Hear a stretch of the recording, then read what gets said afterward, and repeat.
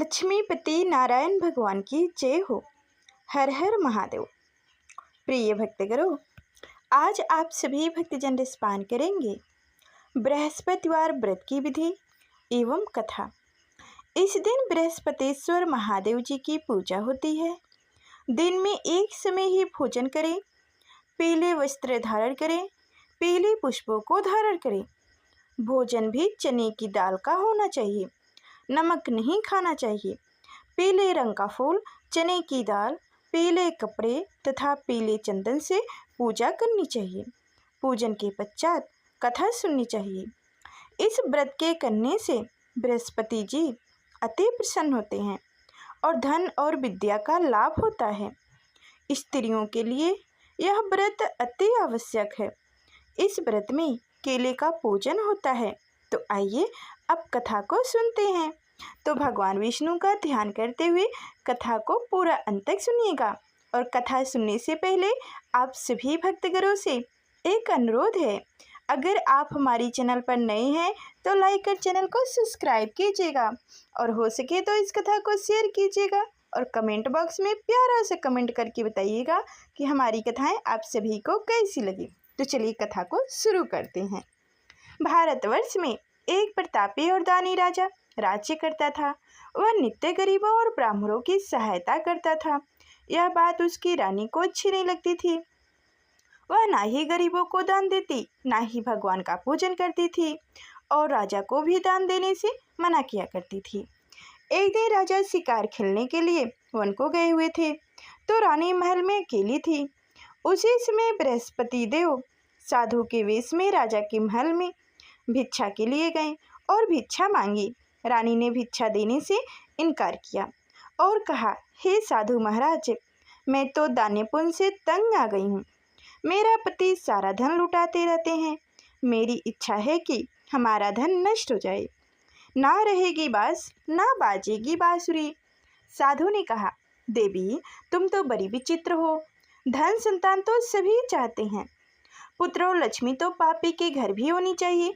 यदि तुम्हारे पास अधिक धन है तो भूखे को भोजन दो, प्यासों के लिए प्याऊ बनवाओ, मुसाफिरों के लिए धर्मशाला खुदवाओ। जो निर्धन अपनी कुंवारी कन्याओं का विवाह नहीं करा सकते, उनका विवाह करा दो। ऐसे और कई काम हैं जिनके करने से तुम्हारा यश लोक परलोक में फैलेगा। परंतु रानी पर उपदेश का कोई प्रभाव न पड़ा। वह बोली, महाराज, आप मुझे कुछ न समझाइए। मैं ऐसा धन नहीं चाहती जो हर जगह बांटती फिरूं। साधु ने उत्तर दिया, यदि तुम्हारी ऐसी ही इच्छा है तो तथास्तु। तुम ऐसा करना कि बृहस्पतिवार को घर लीपकर पीली मिट्टी से अपना केस धोकर स्नान करना, भट्ठी चढ़ाकर कपड़ा धोना। ऐसा करने से आपका सारा धन नष्ट हो जाएगा।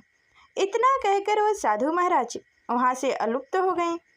साधु के अनुसार कई बातों को पूरा करते हुए रानी को केवल 3 ही बृहस्पतिवार बीते थे कि उनकी समस्त धन संपत्ति नष्ट हो गई। भोजन के लिए राजा का परिवार तरसने लगा। तब एक दिन राजा ने रानी से बोला कि हे रानी, तुम यहीं रहो, मैं दूसरे देश को जाता हूँ, क्योंकि यहाँ पर सभी लोग मुझे जानते हैं, इसलिए मैं कोई छोटा कार्य नहीं कर सकता। ऐसा कहकर राजा प्रदेश चला गया। वहाँ वह जंगल से लकड़ी काट कर लाता और शहर में बेचता। इस तरह वह अपना जीवन व्यतीत करने लगा। इधर राजा के प्रदेश जाते ही रानी और दासी दुखी रहने लगी। एक बार जब रानी और दासी को 7 दिन तक बिना भोजन के रहना पड़ा तो रानी ने अपनी दासी से कहा, हे दासी, पास ही के नगर में मेरी बहन रहती है। वह बड़ी धनवान है, तो उनके पास जा और कुछ ले आ, ताकि थोड़ी बहुत गुजर बसर हो जाए। दासी रानी की बहन के पास गई। उस दिन गुरुवार था और रानी की बहन उस समय बृहस्पतिवार व्रत की कथा सुन रही थी। दासी ने रानी की बहन को अपनी रानी का संदेशा दिया, लेकिन रानी की बड़ी बहन ने कोई उत्तर ही नहीं दिया। जब दासी को रानी की बहन से कोई उत्तर नहीं मिला तो बहुत दुखी हुई और उसे क्रोध भी आया। दासी ने वापस आकर रानी को सारी बातें बता दी। सुनकर रानी ने अपने भाग्य को कोसा। उधर रानी की बहन ने सोचा कि मेरी बहन की दासी आई थी, परंतु मैं उससे नहीं बोली, इससे वह बहुत दुखी हुई होगी।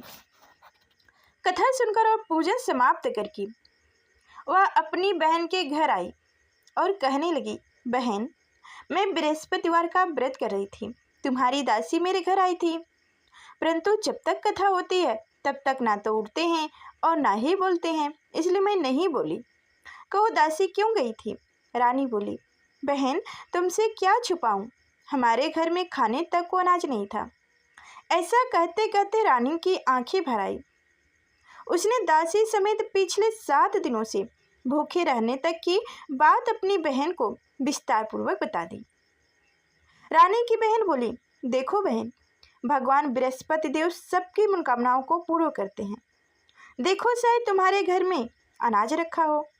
पहले तो रानी को विश्वास नहीं हुआ, पर बहन के आग्रह करने पर उसने अपनी दासी को अंदर भेजा तो उसे सचमुच अनाज से भरा एक घड़ा मिल गया।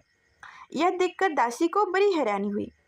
दासी रानी से कहने लगी, हे रानी, जब तक हमको भोजन नहीं मिलता तो हम व्रत ही तो किया करते थे, इसलिए क्यों ना इनसे व्रत और कथा की विधि पूछ ली जाए ताकि हम भी व्रत कर सकें। तब रानी ने अपनी बहन से बृहस्पतिवार व्रत के बारे में पूछा।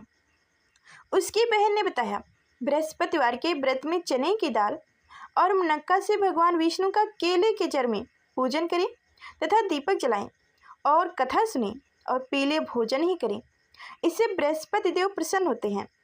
व्रत और पूजन विधि बताकर रानी की बहन अपने घर को लौट गई। 7 दिन के बाद जब गुरुवार आया तो रानी और दासी ने व्रत रखा। घुड़शाले में जाकर चना और गुड़ लेकर आई, फिर उससे केले की जड़ तथा विष्णु भगवान का पूजन किया। अब पीला भोजन कहाँ से आई, इस बात को लेकर दोनों बहुत दुखी थे, परंतु उन्होंने व्रत रखा था, इसलिए बृहस्पति देव उनसे प्रसन्न थे। इसलिए वो एक साधारण व्यक्ति का रूप धारण कर 2 थाली में सुंदर पीला भोजन दासी को दे गए। भोजन पाकर दासी प्रसन्न हुई और फिर रानी के साथ मिलकर भोजन ग्रहण किया। उसके बाद वो सभी गुरुवार को व्रत और पूजन करने लगी। बृहस्पति भगवान की कृपा से उनके पास फिर से धन संपत्ति आ गई, परंतु रानी फिर से पहले की तरह आलस करने लगी। तब दासी बोली, देखो रानी, तुम पहले भी इसी प्रकार आलस करती थी। तुम्हें धन रखने में कष्ट होता था, इस कारण सभी धन नष्ट हो गए, और अब जब भगवान बृहस्पति की कृपा से धन मिला है तो तुम्हें फिर से आलस होता है। रानी को समझाते हुए दासी कहने लगी, बड़ी मुश्किलों के बाद हमने यह धन पाया है, इसलिए हमें दान पुण्य करना चाहिए, भूखे मनुष्यों को भोजन कराना चाहिए और धन को शुभ कार्यों में खर्च करना चाहिए, जिससे तुम्हारे कुल का यश बढ़ेगा, स्वर्ग की प्राप्ति होगी और पितृ प्रसन्न होंगे। दासी की बात मानकर रानी अपना धन शुभ कार्यों में खर्च करने लगी, जिससे पूरे नगर में उनका यश फैलने लगा। उधर एक दिन राजा दुखी होकर जंगल में एक पेड़ के नीचे आसन जमाकर बैठ गया। वह अपनी दशा को याद करके व्याकुल होने लगा। बृहस्पतिवार का दिन था। एकांत उसने देखा कि निर्जन वन में एक साधु प्रकट हुए। वह साधु वेश में स्वयं बृहस्पति देवता थे। लकड़हारे के सामने आकर बोले, हे लकड़हारे, इस सुनसान जंगल में तो चिंतामंग क्यों बैठा है? लकड़हारे ने दोनों हाथ जोड़कर प्रणाम किया और उत्तर दिया, महात्मा जी, आप सब कुछ जानते हैं, मैं क्या कहूँ। यह कहकर रोने लगा और साधु को अपनी आत्मकथा सुनाई। महात्मा जी ने कहा, तुम्हारी स्त्री ने बृहस्पति के दिन बृहस्पति भगवान का निरादर किया है, जिसके कारण रुष्ट होकर उन्होंने तुम्हारी यह दशा कर दी है। अब तुम चिंता को दूर करके मेरे कहने पर चलो तो तुम्हारी सब कष्ट दूर हो जाएंगे और भगवान पहले से भी अधिक संपत्ति देंगे। तुम बृहस्पति के दिन कथा किया करो, 2 पैसे के चना मुनक्का लाकर उसका प्रसाद बनाओ और शुद्ध जल से लोटे में शक्कर मिलाकर अमृत तैयार करो। कथा के पश्चात अपने सारे परिवार और सुनने वाले प्राणियों में अमृत एवं प्रसाद बांटकर आप भी ग्रहण करो। ऐसा करने से भगवान तुम्हारी सब मनोकामनाएं पूरी करेंगे। साधु के ऐसे वचन सुनकर लकड़हारा बोला, हे प्रभु, मुझे लकड़ी बेचकर इतना पैसा नहीं मिलता जिससे भोजन के उपरांत कुछ भी बचा सकूं। मैंने रात्रि में अपनी स्त्री को व्याकुल देखा है मेरे पास कुछ भी नहीं जिससे मैं उसकी खबर मांग सकूं। साधु ने कहा, हे लकड़हारे, तुम किसी बात की चिंता मत करो। बृहस्पति के दिन तुम रोजाना की तरह लकड़ियां लेकर शहर जाओ। तुमको रोज से दुगुना धन प्राप्त होगा, जिससे तुम भली भांति भोजन कर लोगे तथा बृहस्पति देव की पूजा का सामान भी ला लोगे। इतना कहकर साधु अंतर ध्यान हो गए। धीरे धीरे समय व्यतीत होने पर फिर वही बृहस्पतिवार का दिन आया। लकड़हारा जंगल से लकड़ी काटकर किसी शहर में बेचने गया। उसे उस दिन और दिनों से अधिक पैसा मिला। राजा ने चना, गुड़ और आदि लाकर गुरुवार का व्रत किया। उस दिन से उसके सभी कलेश दूर हुए। परंतु जब दोबारा गुरुवार का दिन आया तो बृहस्पतिवार का व्रत करना भूल गया। इस कारण बृहस्पति भगवान नाराज हो गए।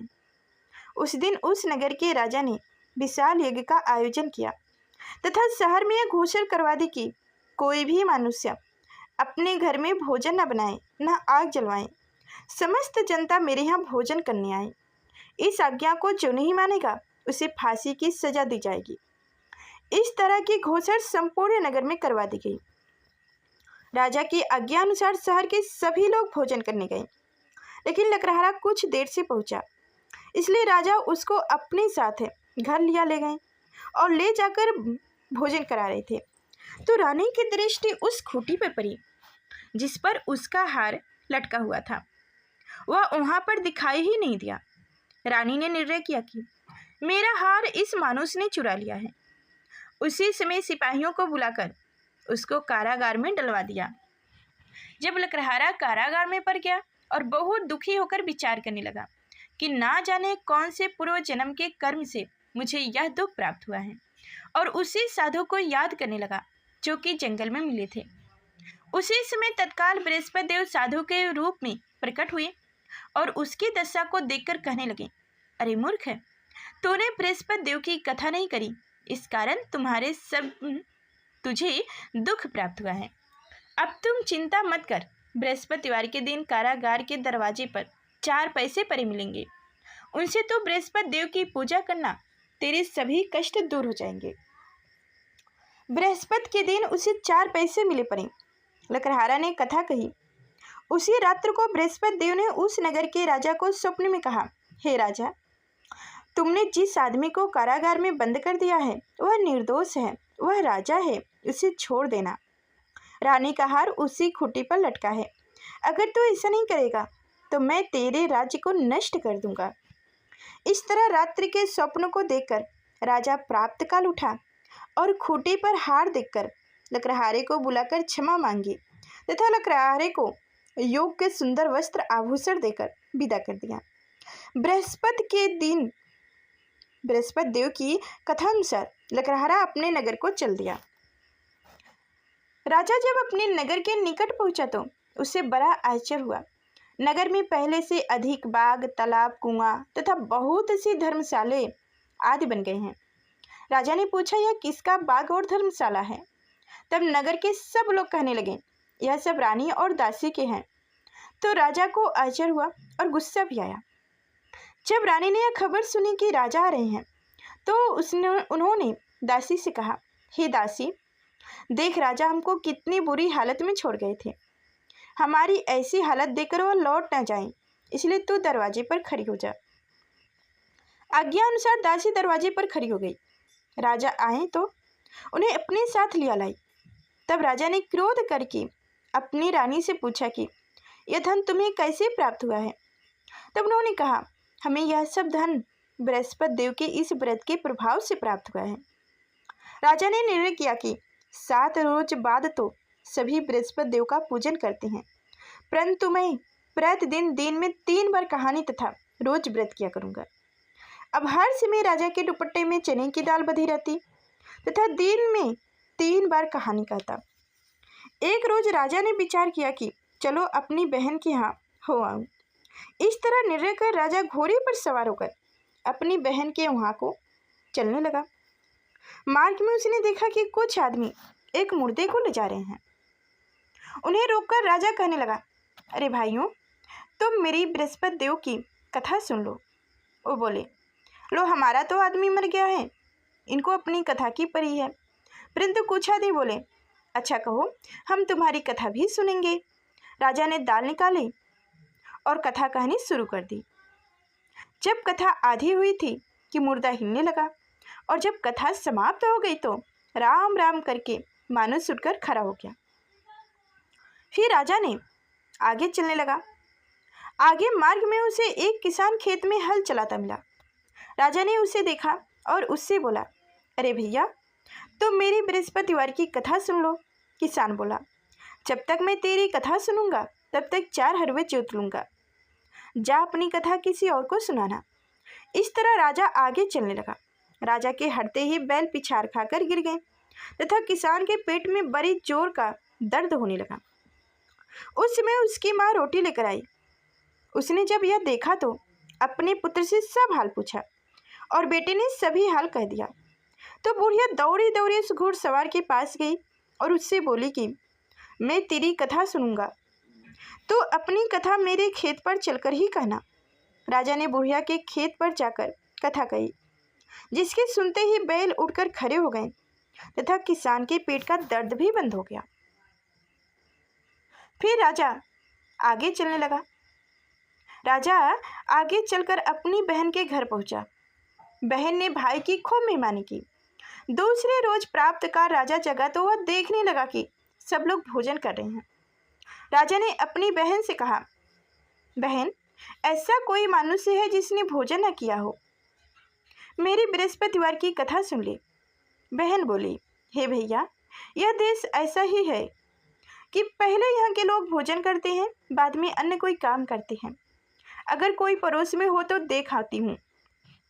वह ऐसा कहकर देखने चली गई, परंतु उसे ऐसा कोई व्यक्ति नहीं मिला जिसने भोजन न किया हो। अंत वह एक कुम्हार के घर गई जिसका लड़का बीमार था। उसे मालूम हुआ कि उनके यहाँ 3 रोज से किसी ने भोजन ही नहीं किया है। रानी ने अपने भाई की कथा सुनने के लिए कुम्हार से कहा। वह तैयार हो गई। राजा ने जाकर बृहस्पतिवार की कथा कही, जिसको सुनकर उनका लड़का ठीक हो गया। अब तो राजा की प्रशंसा होने लगी। एक रोज राजा ने अपनी बहन से कहा कि हे बहन, हम अपने भाई घर को जाऊंगा, तुम भी घर को जाने के लिए तैयार हो जाओ। राजा की बहन ने अपनी सास से कहा। सास ने कहा, हाँ चली जा, परंतु अपने लड़कों को मत ले जाना, क्योंकि तेरे भाई के कोई औलाद नहीं है।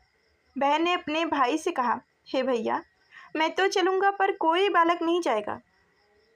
राजा बोला, जब कोई बालक नहीं चलेगा तब तुम ही क्या करोगी जाकर? बड़ी दुखी मन से राजा अपने नगर को लौट आया। राजा ने अपनी रानी से कहा, हम निर्वंशी हैं, हमारा मुंह देखने का धर्म नहीं है और कुछ भोजन आदि नहीं किया। सैया पर लेट गया। रानी बोली, हे प्रभु, बृहस्पति देव ने हमें सब कुछ दिए हैं, वह हमें औलाद अवश्य देंगे। उसी रात्र को बृहस्पति देव ने राजा से स्वप्न में कहा, हे राजा, उठ, सभी सोच त्याग दे, तेरी रानी गर्भ सी है। राजा की यह बातें सुनकर बड़ी खुशी हुई। 9वें महीने में उसके गर्भ से एक सुंदर पुत्र पैदा हुआ। तब राजा बोला, हे रानी, स्त्री बिना भोजन के रह सकती है, पर बिना कहे नहीं रह सकती। जब मेरी बहन आवे तो मुझसे कुछ मत कहना। रानी ने सुनकर हाँ कर दिया। जब राजा की बहन ने यह शुभ समाचार सुना तो वह बहुत खुश हुई तथा बधाई लेकर अपने भाई की यहाँ आई। तभी रानी ने कहा, घोड़े चढ़कर तो नहीं आई, गधा चढ़कर आई। राजा की बहन बोली, भाभी, मैं इस प्रकार ना कहती तो तुम्हें औलाद कैसे मिलती? बृहस्पति देव ऐसे ही हैं, जैसे जिनके मन में मनोकामनाएं हैं सभी को पूर्ण करते हैं। जो सदा भावपूर्वक बृहस्पतिवार का व्रत करते हैं एवं कथा पढ़ते हैं अथवा सुनते हैं, दूसरों को सुनाते हैं, बृहस्पति देव उनकी सभी मनोकामनाओं को पूर्ण करते हैं। तो प्रेम से बोलिए, बृहस्पति देव की जय हो, भगवान विष्णु की जय हो। तो अब दूसरी कथा सुनेंगे। प्राचीन काल में एक ब्राह्मण रहता था। वह बहुत निर्धन था। उसके कोई संतान नहीं थी। उसकी स्त्री बहुत मलिनता के साथ रहती थी। वह स्नान न करती, किसी देवता का पूजन न करती। इससे ब्राह्मण देवता बहुत दुखी थे। बेचारे बहुत कुछ करते थे, किंतु उसका कुछ परिणाम न निकलता। भगवान की कृपा से ब्राह्मण की स्त्री के कन्या रूपी रत्न पैदा हुई। कन्या बड़ी होने पर प्राप्त स्नान करके विष्णु भगवान का जप एवं बृहस्पतिवार का व्रत करने लगी। अपने पूजन पाठ को समाप्त करके विद्यालय जाती तो अपनी मुट्ठी में जौ भरकर ले जाती और पाठशाला के मार्ग में डालती जाती। तब वो जौ सोने के हो जाते समय छिड़ती जाती और लौटते समय उनको बीनकर घर ले आती थी। एक दिन वह बालिका सूप में उस सोने के जौ को फटक कर साफ कर रही थी कि उसकी माता ने देख लिया और कहा, हे बेटी, सोने के जौ के लिए सोने का सूप भी तो होना चाहिए। दूसरे दिन बृहस्पतिवार था। इस कन्या ने व्रत रखा और बृहस्पति देव से प्रार्थना करके कहा, हे भगवान बृहस्पति देव, मैंने आपकी पूजा अगर सच्ची मन से की हो तो मेरे लिए सोने का सूप दे दो। बृहस्पति देव ने उसकी प्रार्थना स्वीकार कर ली। रोजाना की तरह वह कन्या जौ फैलाती हुई जाने लगी। जब लौटकर जौ बीन रही थी तो बृहस्पति देव की कृपा से सोने का सूप मिला। उसे वह घर ले आई और उसमें जौ साफ करने लगी, परंतु उसकी माँ का वही ढंग रहा।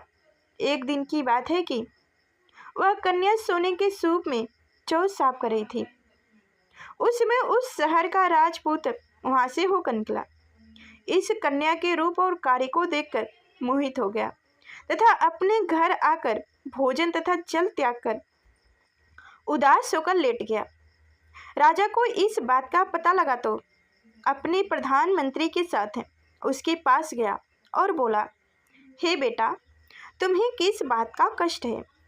किसी ने अपमान किया है अथवा और कोई कारण हो तो कहो, मैं वही कार्य करूँगा जिससे तुम प्रसन्न हो जाओ। अपने पिता की राजकुमार ने बातें सुनी तो वह बोला, मुझे आपकी कृपा से किसी बात का दुख नहीं है। किसी ने मेरा अपमान भी नहीं किया है, परंतु मैं उस लड़की से विवाह करना चाहता हूँ जो सोने के सूप में जौ साफ कर रही थी। यह सुनकर राजा आश्चर्य में पड़ गया और बोला, हे बेटा, इस तरह की कन्या का पता तुम ही लगाओ, मैं उसके साथ तेरा विवाह अवश्य ही करा दूंगा। राजकुमार ने उस लड़की के घर का पता बतलाया। तब मंत्री उस लड़की के घर गया और ब्राह्मण देवता को सभी हाल बतलाया। ब्राह्मण देवता राजकुमार के साथ अपनी कन्या का विवाह करने के लिए तैयार हो गए तथा विधि विधान के अनुसार ब्राह्मण की कन्या का विवाह राजकुमार के साथ हो गया। कन्या के घर से जाते ही पहले की भांति उस ब्राह्मण देवता के घर में गरीबी का निवास हो गया। अब भोजन के लिए भी अन्य बड़ी मुश्किल से मिलता था। एक दिन दुखी होकर ब्राह्मण देवता अपनी पुत्री के पास गए। बेटी ने पिता की दुखी अवस्था को देखकर और अपनी माँ का हाल पूछा। तब ब्राह्मण ने सभी हाल कहा। कन्या ने बहुत सा धन देकर अपने पिता को विदा कर दिया। इस तरह ब्राह्मण का कुछ समय सुखपूर्वक व्यतीत हुआ। कुछ दिन बाद फिर वही हाल हो गया। ब्राह्मण फिर अपनी कन्या के यहाँ गए और सारा हाल कहें तो लड़की बोली, हे पिताजी, आप माताजी को यहाँ लिया लाओ, मैं उससे वह विधि बता दूंगा जिससे गरीबी दूर हो जाएगी। वह ब्राह्मण देवता अपनी स्त्री को साथ लेकर पहुँचे तो अपनी माँ को समझाने लगी, हे माँ, तुम प्राप्त काल उठकर प्रथम स्नान आदि करके विष्णु भगवान का पूजन करो तो सब दरिद्रता दूर हो जाएगी। परंतु उसकी माँ ने एक भी बात नहीं मानी और प्राप्त काल उठकर अपनी पुत्री के बच्चों की जूठन को खा लिया। इससे उसकी पुत्री को भी बहुत गुस्सा आया और एक रात को कोठरी से सभी सामानें निकालकर और अपनी माँ को उसमें बंद कर दिया।